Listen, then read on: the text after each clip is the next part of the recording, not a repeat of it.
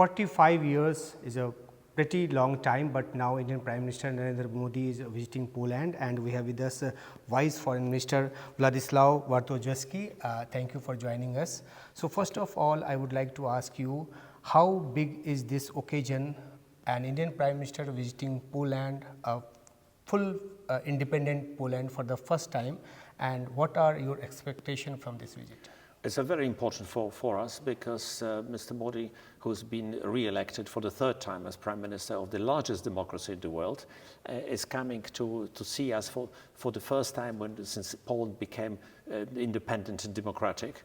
And in 1989-1990, and it's a country which is slowly rebuilding itself from the years of communism. Now we are the 21st largest economy in the world, and India is of course the fifth and soon to become the fourth or even the third, according to the Prime Minister. And we want to cooperate more closely because we've got very many links. We established diplomatic relations 70 years ago, and we never had any problems. It has to be emphasized, we never had any quarrels, problems, or disagreements between India and Poland in 70 years. And it's time to build on it and move forward. And we would like to create a strategic partnership with India, which would encompass all spheres of life and business to get closer. Okay, so last visit of any Indian Prime Minister was 1979. So can you give a comparative picture, because at that particular time you can recall what was the situation at that particular time, and now how the dynamics have changed? Well, 1979 was a kind of beginning of the dying throes of communism in Poland. The country was becoming worse and worse economically. The Communist Party was losing power, although it took another 10 years for it to relinquish power, but it was the beginning of the end, and it was, you could feel it. I could feel it. I was finishing my university then, and we were not free.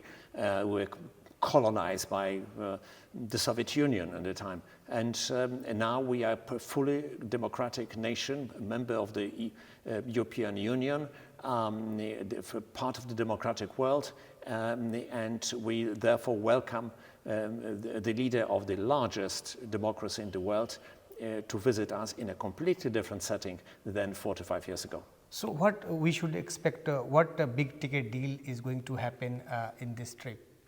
Well, I think we're planning to sign a strategic partnership, and that encompasses everything, because it talks about political relationship, it talks about diplomatic relations, it talks about business, economy, investments, trade, but also security issues, including cybersecurity, and talks about cooperation in various areas in the world, because we are interested in what's happening in the Pacific region, and what's happening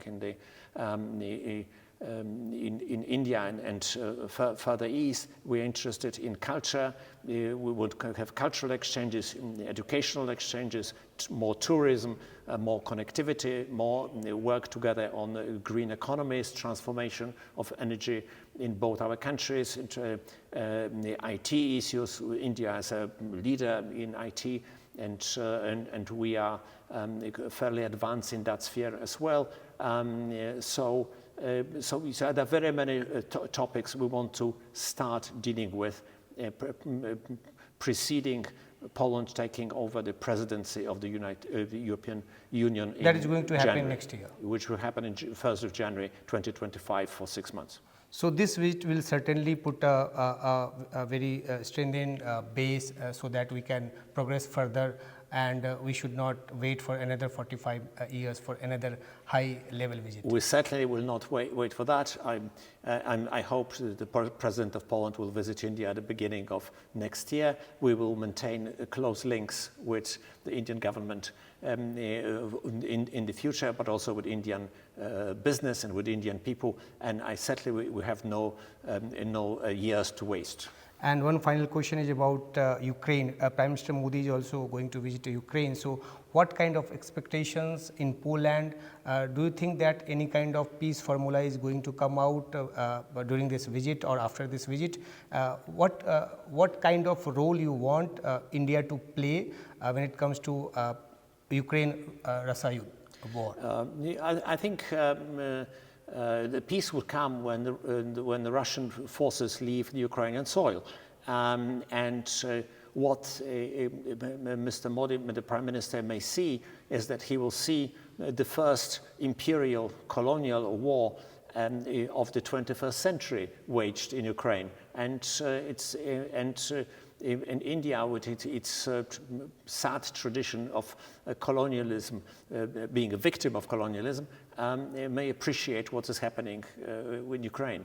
So when Prime Minister Modi visited Russia, there were a lot of questions raised by many European countries. So after the visit of Prime Minister Modi to Ukraine, do you think that all those questions will subside and there will be no issue, no doubt in any country's mind that India's approach towards the peace process is very honest, and Prime Minister Modi trying hard to, the way he already said to President Putin that this is not the era of war and solution cannot be found in battle zone.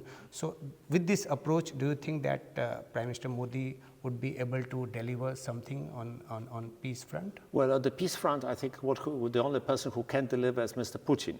But it's undoubtedly Mr. Modi, who nobody doubts his good intentions and his efforts, will see the other side of the story in Ukraine. And of course, we want peace. Nobody wants war. Poland was savaged by the Second World War, and nobody wants that to be repeated. India was for very many decades a non-aligned, for the last 75 years, a non-aligned country, and not encourages a war, although you have had your share of wars as well. So sometimes there are things beyond your control. No, I think it's very good that Mr. Modi, as Prime Minister, will visit Ukraine and see for himself in the first hand what the situation is over there. Thank you. Thank you for talking to me. Thank you very much. Thank you. Thank you.